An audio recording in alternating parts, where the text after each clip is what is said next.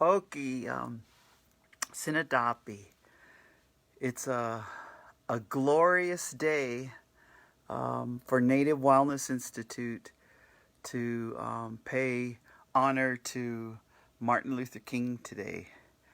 And it's with great honor. I am very, very heartwarming in my spirit and my soul to be able to dialogue with you today about what Martin Luther King has brought to the United States of America and to the world. I just, it's our 44th week. We welcome you. This is Native Wellness Institute. So for 44 weeks, we've been trying to heal from white supremacy, colonization, and the attempted stopping of our people to keep the teachings of their ancestors alive. So I guess I just want to be my grandma self or my auntie self. I'll introduce myself. Those of you who watch us all the time, you know my name is my English name is Theda New Breast, and those of you who don't know my Indian Nistu Nidaniko Mokoyo Sokoyi. It means the Milky Way or the Wolf's Trail or the Medicine Trail. I like to think of it as the healing medicine trail, like a wolf. So welcome. It's our 44th week. I think 246 power hours. And so let's begin.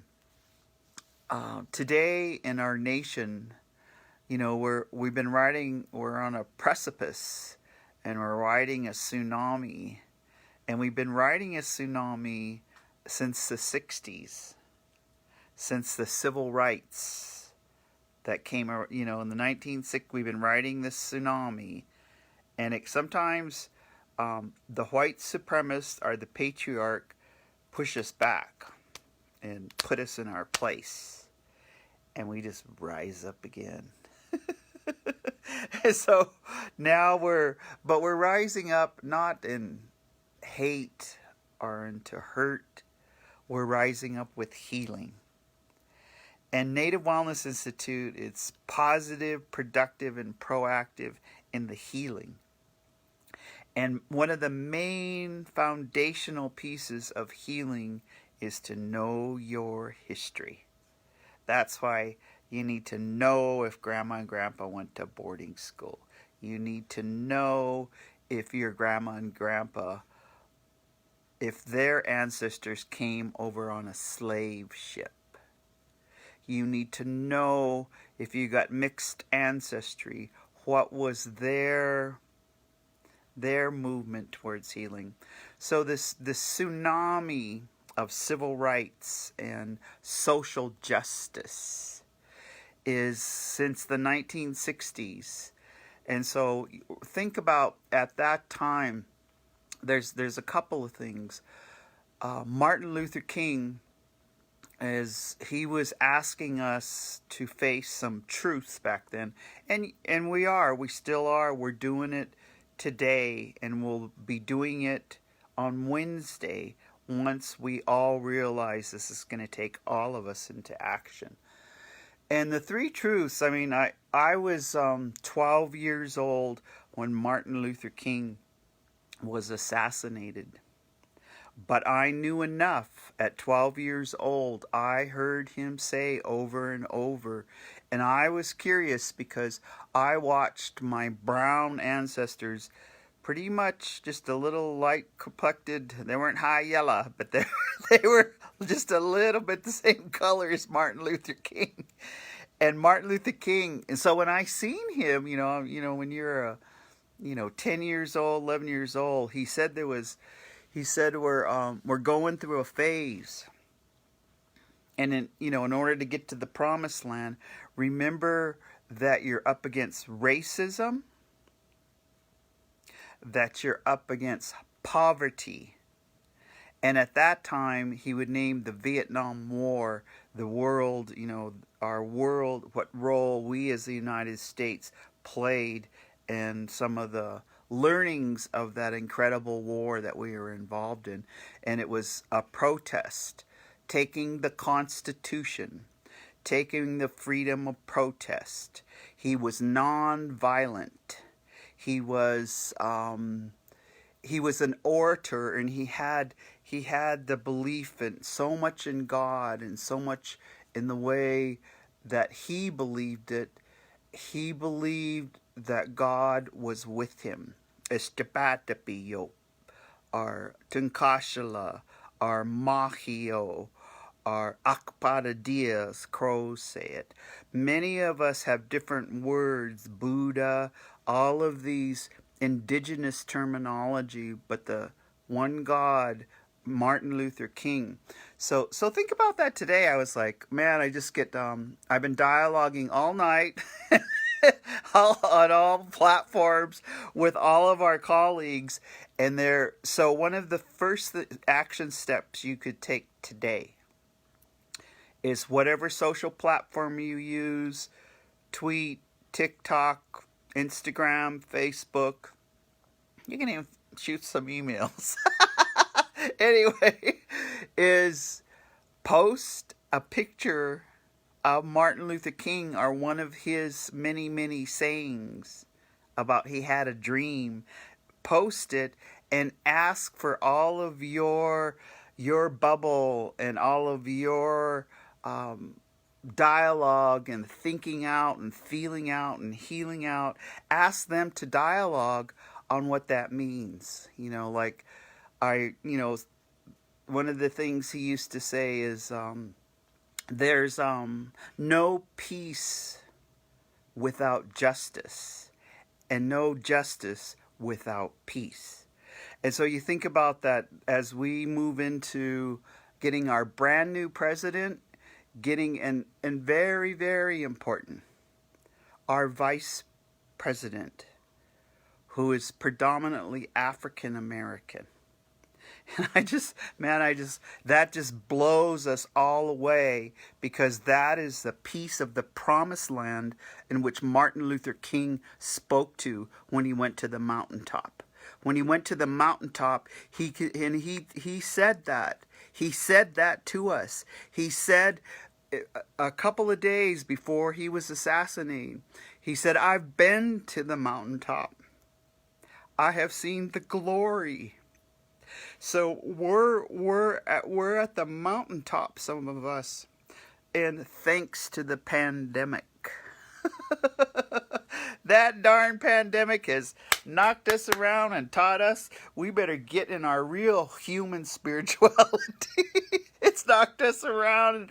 And so when he said that, and he said, he may intuitively, because in the past, all people of color that spoke up, all people of color that said the truth and talked about the truth, they got rid of them somehow.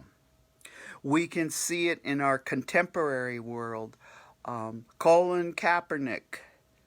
Look at just in our contemporary world, just because he believed that black lives mattered and that people of color's lives mattered, and he took a knee, he was assassinated economically.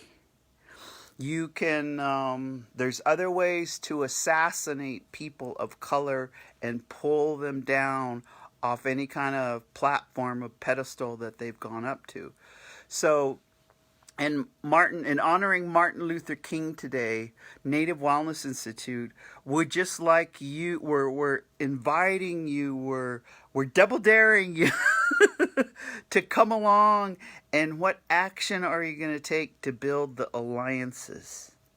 What action are you going to take to have we called this the topic of black and red. Black and red, black and red, black and red, black and red. Hey, those are browning colors. Black and red, black and red. we can go there. We can go there, but I just want to. So let's begin by looking at how do we, how do we heal? I was on FaceTime with my life partner this morning, and the granddaughter that I'm beginning to know, and because we're apart, she said, "Happy Martin Luther King Day."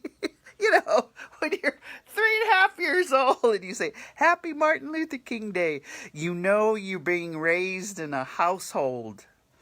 When you're 5 years old, when you're 10 years old, you're being raised in a household where the history of Kamala Harris. So let's just kind of because Kamala is going to be sworn in, and it is a fact, and so we're all living with the reality. We love our Joe Biden, but if anything ever happens to Joe Biden, Kamala Harris is going to be the president of the United States. So that can happen. And so I was just thinking, woo, Martin Luther King. That's like the promised land where we as a democracy and our Constitution and the way that we've brought the truth into the election, we have elected a woman of color who can be the president of the United States, and we believe because she will be sworn in as the vice president. So just kind of, if you get a chance, there's really good. I love our media. I mean, you can read through. You just gotta yourself be educated so you can sort out. But I love all the preparation of some of the news media. I guess I won't say their names because we're not like promoting any media platform except Native Wellness Institute. It was interesting when Kamala Harris was the Attorney General. All of her coming through San Francisco, and then the state of California, and then to Washington, D.C. And when she was sworn in by Biden. Go back in the history. It's interesting. And then she developed a friendship with Joe Biden's son. And that was because they allied, and really, because of her legal mind and because of her belief in the law. And so one of the challenges, and I'm challenging myself to do this, because I heard, I love legal people. They said, our Constitution is a beautiful piece of work. So, if you want some happy reading, okay, here's a real challenge. Read our Constitution, because it's written. We're not flapping around just being racist. We're not just flapping around hurting anyone. We have a system of sovereignty in the 50 states. And the beauty, that's why it's black and red, black and red, black and red, is we have the sovereignty of our First Nations, of our first people, of our still in existence right now. In 1934, the IRA, the Indian Reorganization Act. Look at that. I mean, when we go out, because Native Wellness Institute, we work with all 574 recognized tribes, and we also work with the tribes that aren't recognized yet. When we go out, we learn not only their Genesis story and where their language is at, because those are the building blocks. We look at their sovereignty and how the government is run now. So keep that in mind. I don't know, I just have to kind of, I am so excited with our team at Native Wellness Institute. Our energy has just been woo, woo, woo. And I'm just admitting that to you. I feel like there's so much I want to say.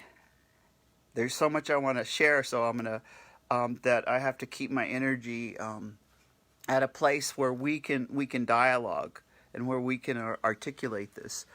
So one of the, Martin Luther King, let's look at this black and red. some of the alliances that we can start to build. You know, and it's an understanding of history. You know, in colonization, you know, that tsunami that we're riding since the 60s. And in the world, you know, bringing civil rights. Other countries, you know, they kept saying the banana republic. Those banana republics are just like Indians. They're just tribal, and they're in some other phases before the civil rights, before the social justice. And we also need to ally and help them. But let's you know, and it's a note about leadership, how we grew our leaders as tribal people and as indigenous people. We you know, a lot of the Mohawks, the grandmas, they elect their leaders, and the grandmas, and if they misbehave, they pull them down. They don't get to, if they misbehave, you know, embezzle, womanize, that kind of stuff, they pull them down. They don't allow them to be leaders. So think about in your action steps now, and just like it with the healing issue around bloodism and blood quantum.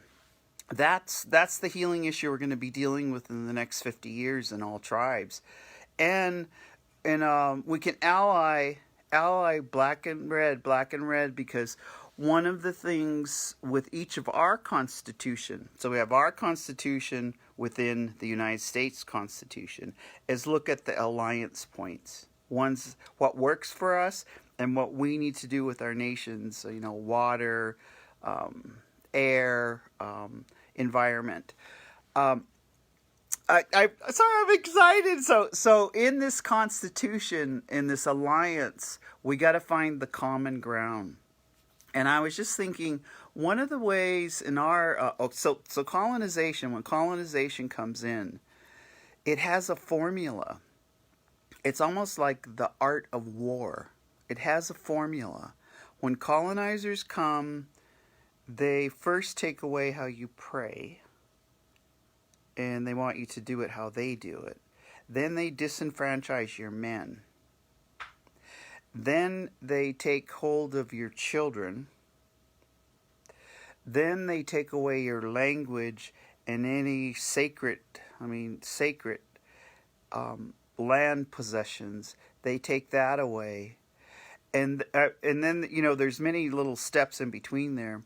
And then they get you to a point, once they've disenfranchised your men and they have your single mothers with lots of children, that they come in and they just add a little bit of alcohol. They add a little bit of, I was thinking about, we'll call it fentanyl blankets. You know, opioid fentanyl blankets that are given to us, and then done deal, genocide. So the thing is, once you learn this history, is you just undo it. You get clean and sober. You start to raise your sons, bring back your sons, and let the fathers be involved in raising the sons. Sober father, sober mother, sober child. Sober grandfather, sober grandmother, sober mother, sober father, sober child. You start to bring in healing. And as the sobriety comes, and this is, you know, Martin Luther King too, as the things that he would, and this is one that a lot of the tribes hold dear. One of Martin Luther King's teachings was, and he you know, you'd hear him, because our leaders work so hard, and our leaders are spinning plates, many plates. Martin Luther King, was known to say that he gets overwhelmed. He gets overwhelmed with all the things on his plate, or all the things that he needs to do. He gets so overwhelmed that he didn't know what he would do if he didn't pray for at least 2 hours every day. Can you imagine? I mean, you know, and that makes our more. And then you look at, so in our leadership, in that colonization process, there can be an alliance of black and red. Black and red are people of color right now, where we ally with each other. So back to this blood quantum thing. We have a significant amount of Indian kids that are black Indians. We have a significant amount of children that are part white. We have a significant amount of children that are part Mexican ancestry. We have, and so one of the healing points, because in those constitutions, we're back to this, we can redefine our constitutions. I like one example is Ho Chunk. Ho Chunk tribal council, and they're still doing their healing. They found all their kids. Their kids were, Ponca, Omaha, Lakota, and Ho Chunk, and they may have had, other kind of blood. So they changed their constitution. They changed their constitution, and they took all the Indian blood and you enrolled. So, and there's the healing in the African American. I grew up and I'm part of my experiences. I grew up on my reservation, and my family relocated when I was 7.5 years to Oakland, California. So I was raised in Oakland, and then I was raised in Berkeley, and then I was raised. So I think that I have a different experience. And in one of the experience, I remember hearing terms, because I was learning. I remember hearing terms like, oh, so-and-so is high yellow. Like where they got brainwashed to especially if they could pass, whether they could pass of not being African American, that they're the high yellow were entitled and treated differently. So there's this, that what we have to heal from the lateral oppression. So I was thinking, man, that would be a cool alliance, like when it might be mask to mask, but when everyone gets their second shot, we should have these dialogues, black and red, and how do we have this healing with, not only the blood quantum and the blood ism, but we could have the healing with African American individuals, in contemporary, because there was always, talk of judging people by how they look. And there still is, it's how, I love, because Pocahontas was a badass.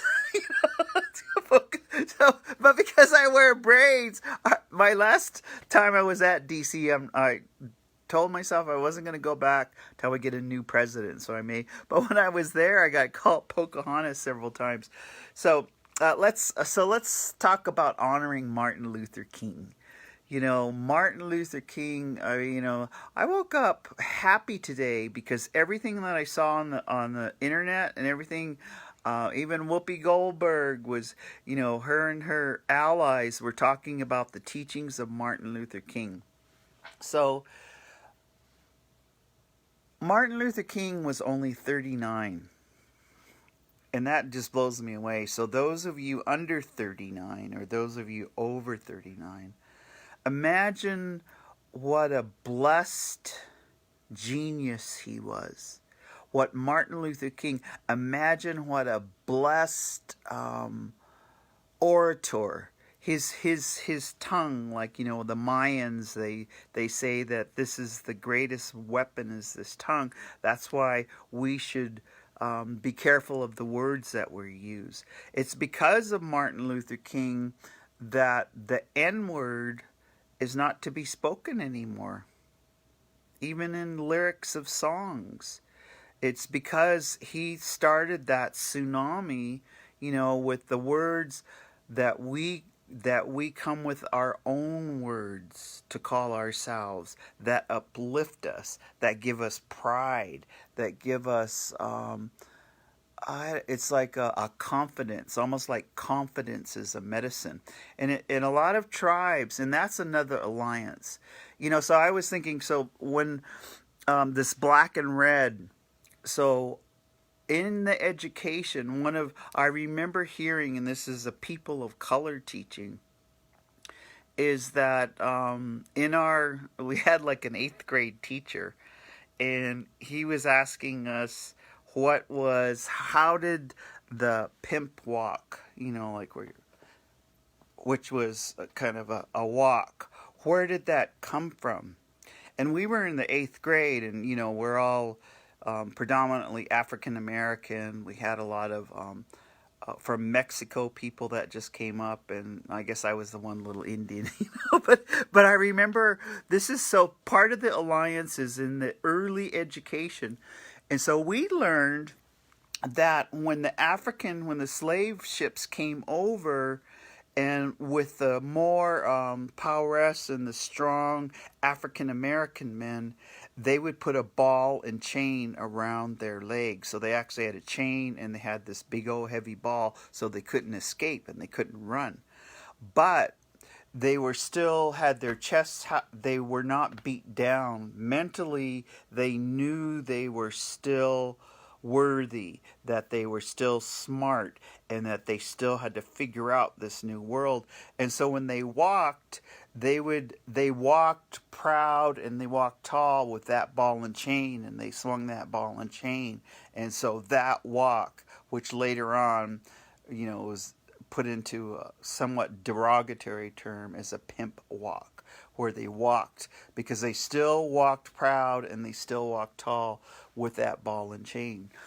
And so think about that, because I think about at the same time the one and we call back then it was called Chicano and Chicana, sister in our group. They talked about where did the dance of maranga or maranga come, and it was when their ancestors, when they were handcuffed, and they also had steel chains around their ankles.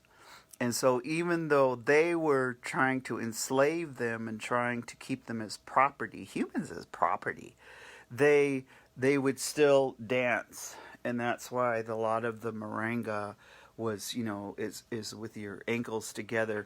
There was still the pride. And so I'm just saying that today, think of today how you could celebrate Martin Luther King. Think of how with your family that you could say a prayer to all of his descendants. Think about how Martin Luther King, I saw on social media a lot of photographs of him put up.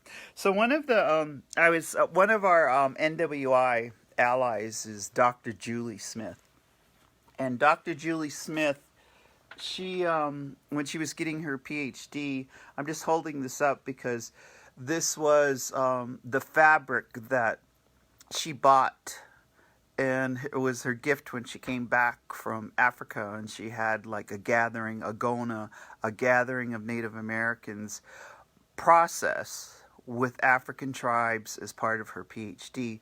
But in this, and I'm just holding it up because in the middle right here is, it's large, it's a beetle.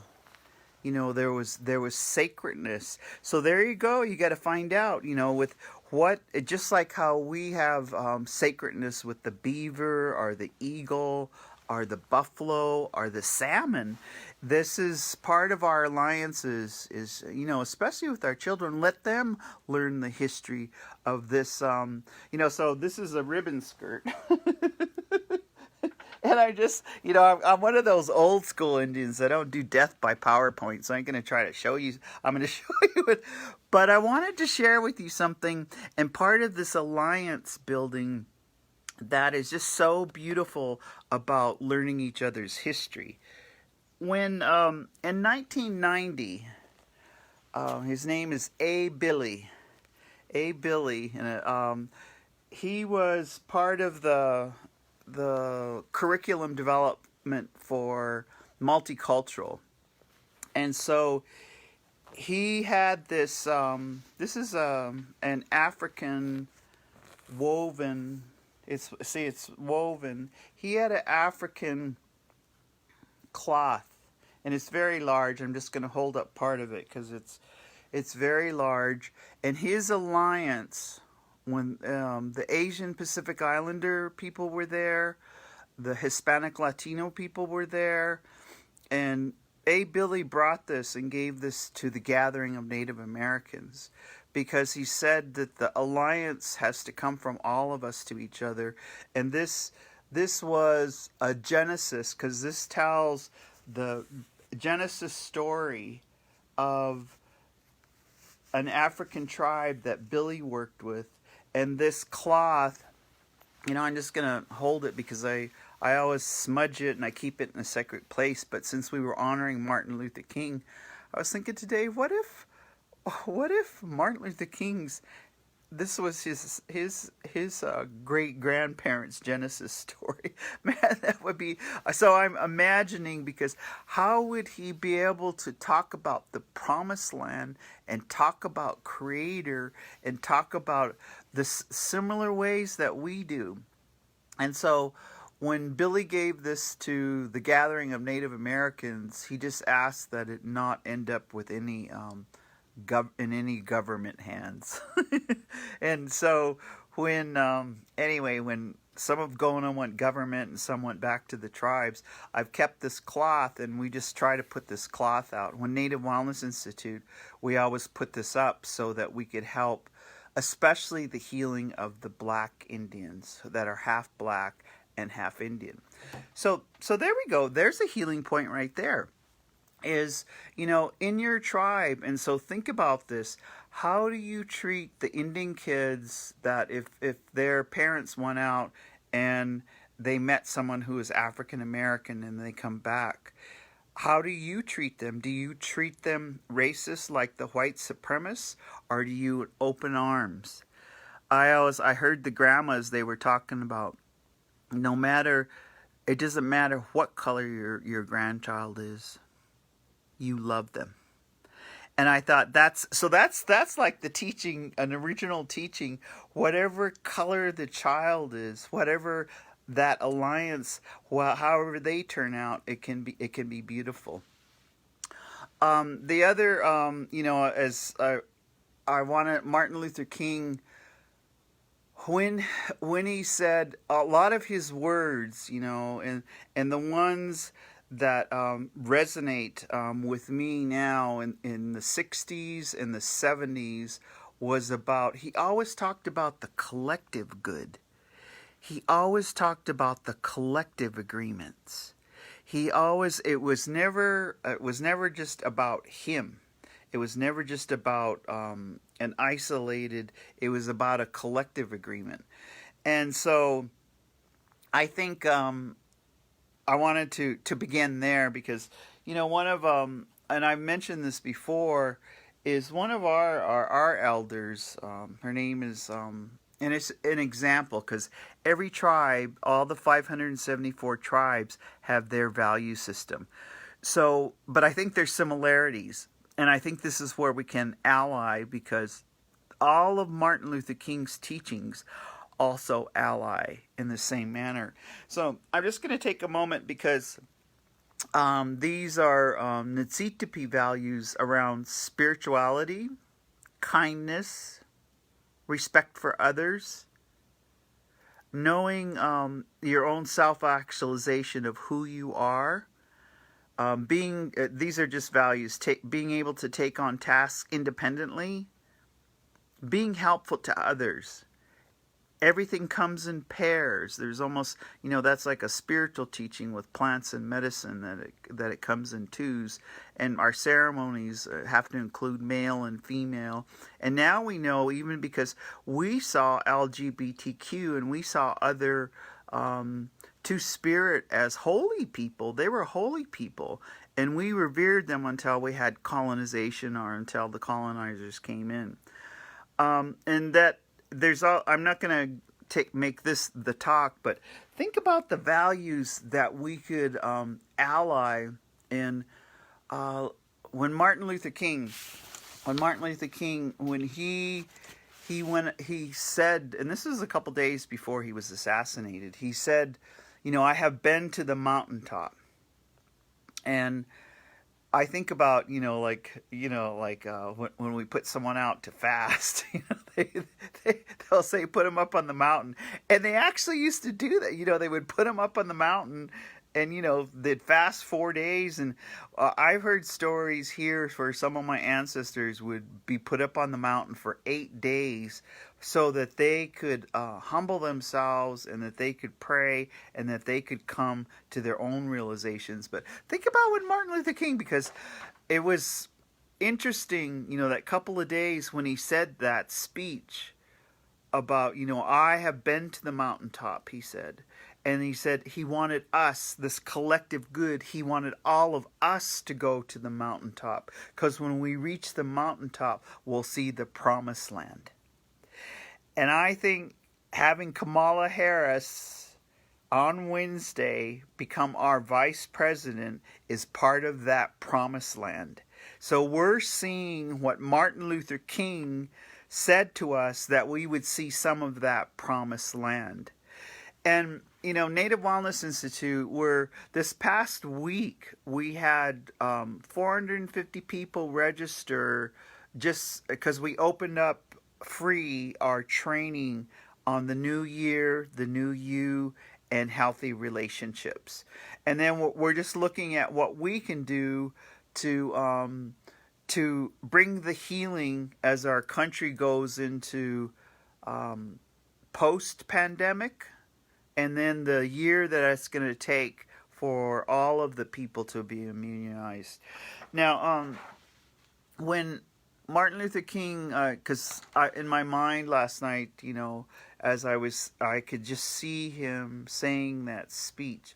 So let's just visit about the promised land. And so a couple, because you could go back, okay, there's 246 power hours. Every topic of those 246 power hours is the promised land. We have guest speakers. We have panel speakers. We have, and there's one I'd just like to point out, because we want to highlight Judith Hellman. And Judith is an incredible individual who worked in unions and worked in activism in California, but she's been living here about 15 years, I believe. And she is executive director of social justice, racial justice, and equity in the state of Montana. Now remember, in Montana, we're still healing. So we even, just by a smidgen, got a Republican governor. And we're hoping that he can start to ally with some of that social justice. And so Judith, go back to our power hours, because Judith was our guest during, right after May 23rd, when they murdered our brother, George Floyd. When they murdered him, we did a lot of advocacy of black and red, black and red, black and red. We looked at how we could ally and heal together. And so Judith was our guest. And so you can go back and you can watch that, because she articulated a lot of the specific healing for African American population. And then we took what we knew about the tribes and allied them together.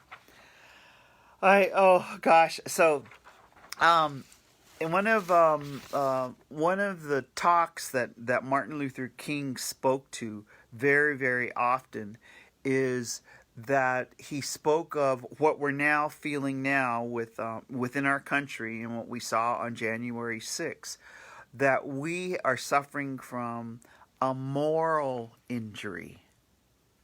And so think about, this morality, if this is an injury within our country, this is where black and red and people of color can help each other in an action step, a non-violent action step, begin to heal that moral injury. And I think, I keep thinking about, when we were given smallpox blankets, and then how ruthlessly African Americans lived through their history, and then now we're in a stage where we're healing, where in that collective good and in that moral injury, it's time for us to participate. And we've already started. You have to congratulate yourself for voting.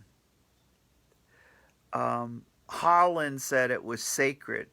Some of our Native Wellness Institute team, our Indigenous 20-something, has always, they pushed the sacredness of voting.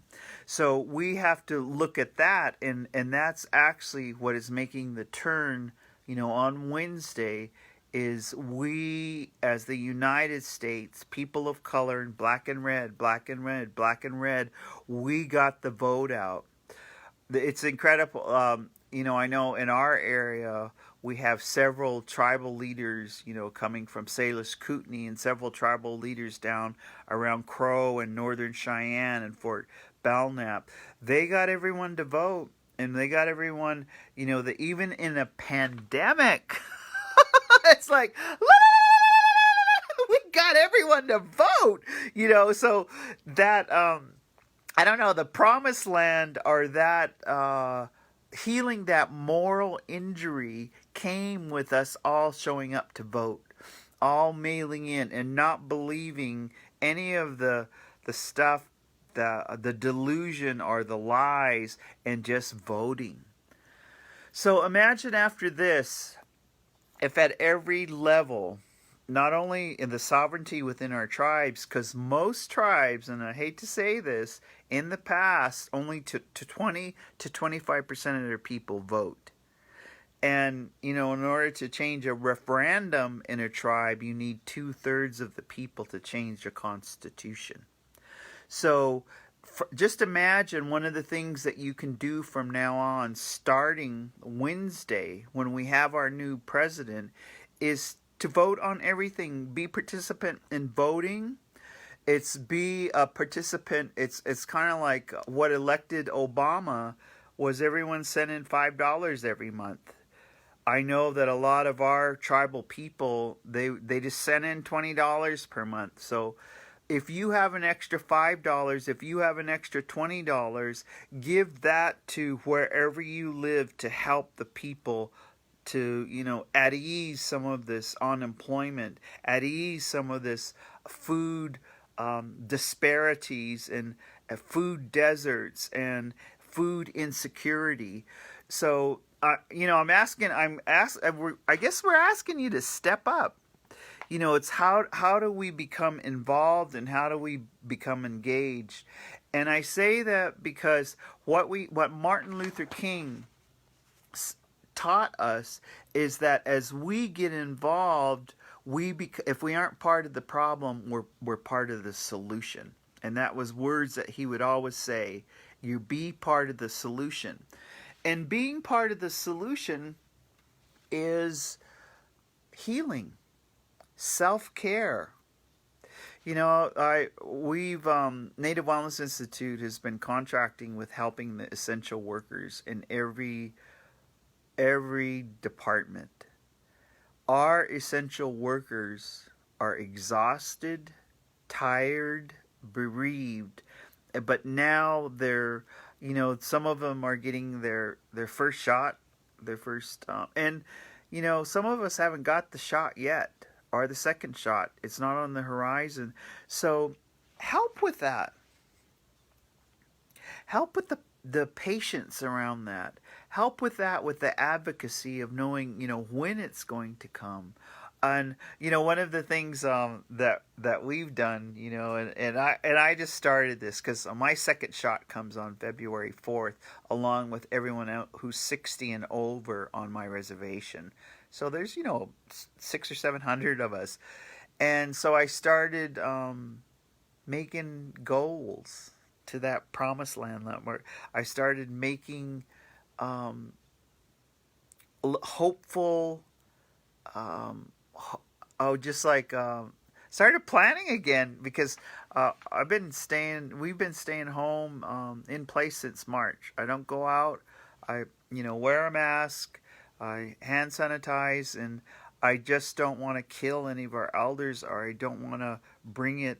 And so I want all of us to think about, in this moral injury, Even today, you can proactively put his sayings, honor Martin Luther King, put all of his, because look at some of the things I have these notes, but Martin Luther King, he would just point out like simple truths, like back in those days in the 60s, a lot of the police were also members of the KKK, and he would point that out. A lot of the members in so he would talk about the hate and the love and how we can move from hate to love. How we can. So I was thinking about, what about all of our young people? Send them to police academy. you know what if our every system, that the social justice in every system, we just show up. We show up. I mean, it's like, how many senators and how many congressional leaders are people of color? We have hundreds and thousands of Deb Haaland. We have hundreds of thousands of Kamala Harris. We begin to participate. And so, I was thinking to myself too, because sometimes we can be ethnocentric, or it's about our people and we can stay there. And I'm asking, if you're ethnocentric, is if you start to put your hand halfway across the table. Halfway, or just listen to look at how we can heal this moral injury that our country is suffering from. And that, I think, that's part of the wellness advocacy. That's part of what we're asking all of our people to do. So now that we're learning the power of our vote, and now that we know that we can go to law school, now that we know that we can go to the police academy, now that we know that we can go to every level of system within our government, I was thinking, well, why don't we just start raising all these Indian kids to become part of the Supreme Court? Just like, how do we, I think about all of the black colleges, because in that tsunami since the 60s, what Martin Luther King started, look at that, was when the black colleges took off. And then as soon as the black colleges started producing thousands of PhDs, and now we got our tribal colleges, our 38 tribal colleges, who are building the foundation so that every Indian kid can get their PhD. So it's like PhDs are becoming the norm. The PhDs, as we all, raise our child to be, I'm just thinking a little. As we raise our child to sit on the Supreme Court, as we raise our child to be chairwoman of the tribe, chairman of the tribe, as we raise all of our babies to be president of the United States. I mean, isn't that, we'll have to, in my lifetime, there's going to be an Indian. There's gonna be a brown person, who likes to powwow and likes to wear, their Indian stuff. And there's gonna be and there are, I was just thinking, we need to bead Kamala like an outfit that she could wear. And even though it's not that she's culturally appropriating, it's just, we need to get her a shawl, we need to get her a ribbon skirt, we need to get her a beaded missing and murdered Indigenous women prevention, something that she can wear, because I know, because lawyer women, you know how they dress up. We need to kind of fluff it up and make it Indian, make it beautiful. And so in our remaining time of like 10 minutes, I wanted to, because I was thinking, I had so many thoughts, and it's not just about me, but one of the ways in leadership that they tried to pull Martin Luther King down, and I just want to just make a side note of this. They were successful with Tiger Woods. They were successful, and I was remembering in this black and red, thinking, one of One Flew Over the Cuckoo's Nest. I remember when they bought Will Sampson to get his award at the American Indian Film Festival. And this is, way back in the 80s. He came and he had a blonde on one arm and another blonde here, and all the Indian women just looked at each other and just said, "Oh, brother." And with Martin Luther King, one of the ways that they, remember, he's in his 30s. He was assassinated at 39.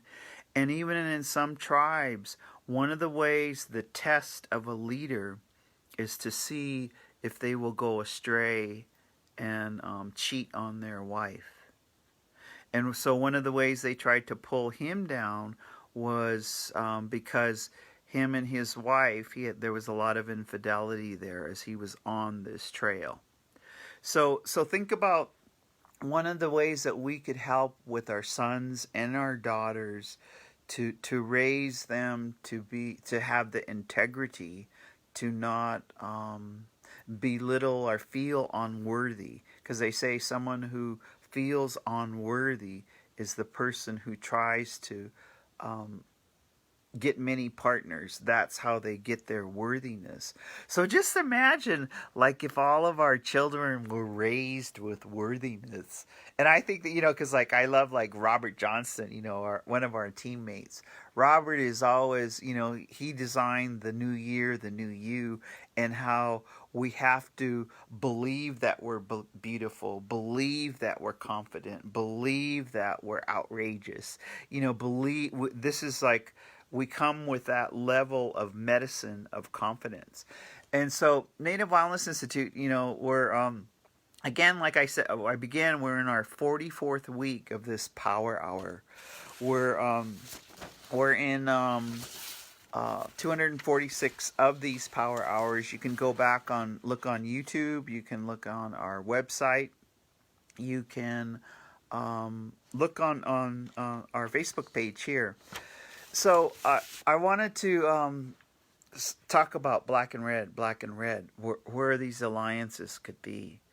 We have many places that we can begin to bring the dialogue.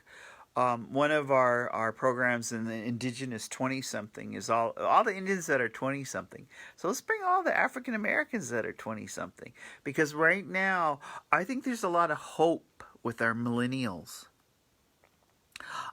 There's a lot of our millennials are accepting, gender choices. They don't. That is not. They accept someone who's transgender. They accept someone who's two-spirited. The millennial world. We have to start bringing our millennials into all of our decision-making process and all of what we're doing. I'll just share an example. As most of you know, I'm a storyteller. The Kami Poismanics, the Stand-Up Headdress Society, and all of the tribes that have war bonnets, flow back, or headdress. The Field Museum in Chicago they did a crow exhibit, and then so this next exhibit is on leadership and war bonnets and headdresses and what that meant with the tribes. So they're putting together. They're looking at all the tribes, but in one of the part of the exhibit, they're looking at the Stand-Up Women Headdress Society, and so it's this is part of the healing, and in that, as we look forward to that and that coming about, imagine if all the museums had the true history of. We have the Holocaust Museum, but what if we had the true history of slavery? What if we had the true history of smallpox? And as we're so in my point around the allies, I was thinking they're all millennials. The ones that are involved, they have a Native American staff, and all of the researchers are millennials. And they're the ones that are they want to talk to all of our elder women. They want to listen to them because they want to tell the truth in this exhibit. Not like we're prehistoric, but like contemporary. And what if all of us just sat down, just dialogued, just brought the red and black alliance together and started creating our new world, started creating Martin Luther King's The Promised Land. What if, 2021, we're here because we started with the pandemic. We started in March, and we're now reaching another, you know, I I don't like that 500,000 death prediction by February, but it's true. It's going to happen. And then we're getting the vaccines. So make sure you help people in your area know that the more we get vaccinated, we'll stop the deaths. It's like the herd, the public health.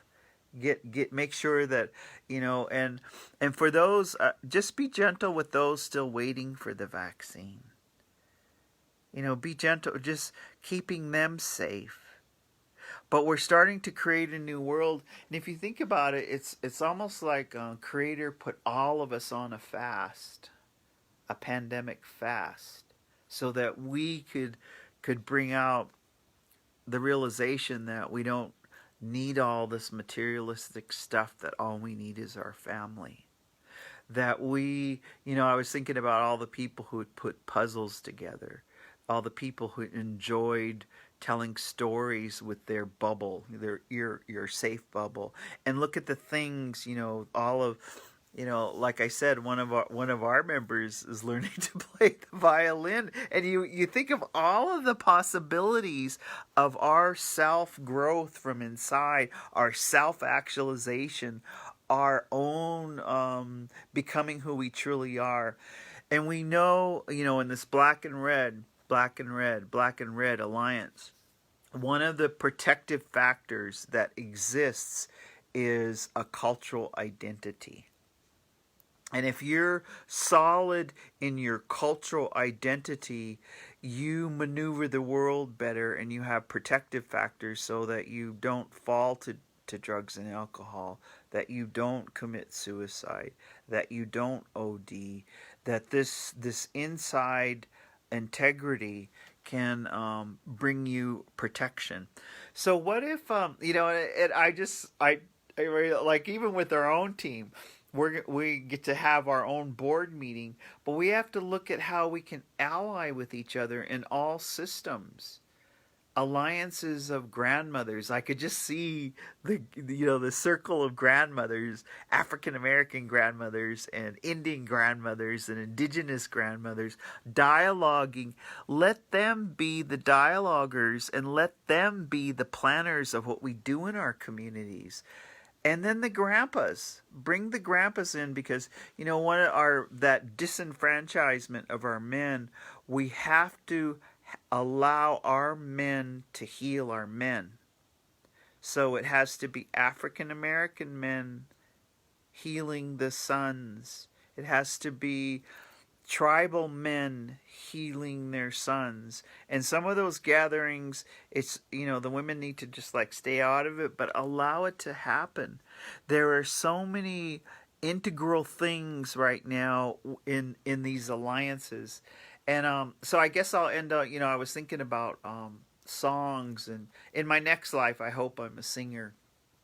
I'm okay with it now, but I was just thinking of how much, vivacious, not only to dance, but look at how in the 60s music, in the 70s music, that when the musics were brought together, and then when we had our traditional, powwow singing, or we had our ceremonial songs, how there was even the integration of music. So we could have festivals. I was just thinking we could have festivals where it's like African Americans and tribal, and that we have these festivals where we get to share with each other and we get to dance with each other and we get to learn from each other. That there's many celebratory things, even with, we could have a whole show on, the integration of food, just how the food, African American food and Native American food, and how we could learn that from each other. Then, it's in our oh, I hate the clocks. We're got to start winding down, so we'll leave you with this, and we'll leave you with the challenge. Is Martin Luther King, when he got to the mountaintop and he saw the promised land, what is going to be your active role in making that promised land happen? What is going to be your active role in bringing the wellness and the democracy and all of... So don't, one of the things, once we got Obama in there, some of us got lazy. I'm asking you not to be lazy. What can we proactively do to help our government at the county level, at the state level, and at the federal level become the best that it can? And so one of the ways is run yourself. Let's let's start looking in your community who you can elect to be sitting within that system, so that we are more reflective of the diversity and the people of color in our United Nations. And so on this day Friday was actually Martin Luther King's birthday, but today is a federal holiday and we're celebrating Martin Luther King. So Native Wellness Institute, we wanted to come on here, and I just wanted to, it's been an honor, and I'm glad my team said you do MLK Day. So I'm glad that we're here. We just invite you to come along, because we're in the tsunami of 2021, and 2021 is the year of change.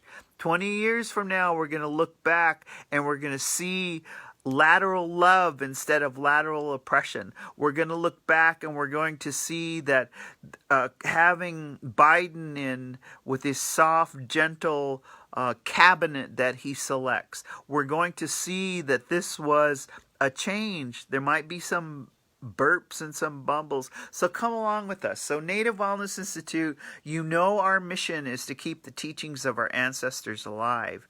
But a lot of our teachings are the same of African American teachings, and that's why we say red and black, red and black. I'm gonna cook something good, and I'm gonna have a meal, and I'm gonna put out a spirit plate for Martin Luther King, because Martin Luther King gave so damn much to our country, our civil rights, our social justice. We must all celebrate him today. So Native Wellness Institute, our team just invites you to please celebrate Martin Luther King today with your family. Go outside. Go out and shout to Martin Luther King and thank him for what he gave to our country and what he has given to our families. And with that, I say, Kitakito Matsuno, I'll see you later. We never say goodbye. I'll see you later. And Kitsikakomem. That means I love you. We love you. Love instead of hate.